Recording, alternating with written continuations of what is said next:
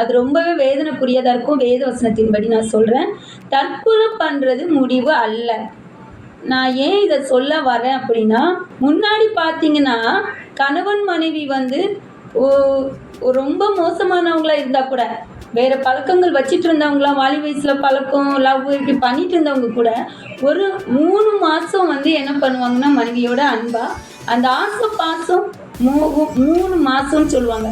அது ஒரு 3 மாதம் மட்டும் நிலைச்சிச்சு.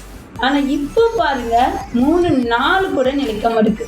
அந்த அளவுக்கு அந்த வாழ்க்கை வந்து ஒரு சந்தோஷமே இல்லாத, அன்பு இல்லாத வாழ்க்கையாக மாறிடுது. ஏன்னா இப்போ நிறையா பேர் லைஃப்பில் அவங்க கால் பண்ணி பேசும்போது பார்த்தீங்கன்னா, சில ஆண்களும் பெண்களால் பாதிக்கப்பட்டிருக்காங்க, சில பெண்களும் ஆண்களால் பாதிக்கப்பட்டிருக்கிறாங்க. வேறு ஏதாவது பழக்கங்கள் இருந்துச்சு அப்படின்னா மனைவி மேலே அன்பு இருக்காது. அவங்கள பாருங்கள், அவங்க வந்து மனைவி கிட்ட அன்பு செலுத்தவே மாட்டாங்க. மனைவி கிட்ட பேசுகிறதே அவங்களுக்கு என்ன ஆகும்னா டார்ச்சராக தெரியும். மனைவியை பார்த்தாலே பிடிக்காத மாதிரி இருக்கும். இப்படிப்பட்ட சூழ்நிலையில் வாழ்கிற பெண்கள் நிறைய பேர் இருக்காங்க. அவங்களாம் பார்த்தீங்கன்னா அன்புக்காக ஏங்குறாங்க. எத்தனையோ பெண்கள் ஃபோன் போட்டு பேசுகிறதுனால சொல்கிறேன்.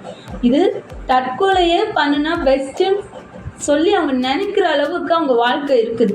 காரணம், இதில் பாதிக்கப்படுறது யாருன்னா நல்ல பெண்கள் தான். நல்ல பெண்கள் அவங்களும் அந்த கணவரோட மட்டும்தான் வாழணும். அவங்க என்ன செஞ்சாலும், என்ன தான் அன்பு இல்லைனாலும் என்ன பண்ணுறாங்கன்னு தாங்கி சகிச்சு, கடவுள் மாற்ற மாட்டாரா, நல்லா மாறிடுவார் என் கணவர்னு அவங்க வந்து அதை தாங்கி சகிச்சு வாழ்கிறாங்க. ஆனால் அவங்க வாழ்க்கையை வெறுத்து தான் வாழ்கிறாங்க.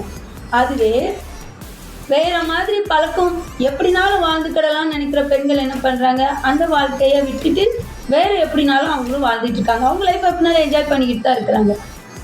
ஆண்கள் கெட்டு போகிறதும் பெண்கள் பேச போய் தான் ஆண்கள் கெட்டு போகிறாங்க. இன்னொரு லைஃப்பை கெடுக்கிறோமே அப்படின்னு அவங்களுக்கு எண்ணம் இல்லை. ஏன்னா இப்போ ஒரு இஸ்லாமிய தற்கொலை பண்ண காரணம் என்ன பார்த்தா, வரதட்சணை கொடுமையினால அவங்க வீட்டிலையே அந்த நொடியில் எடுத்த முடிவும் கிடையாது.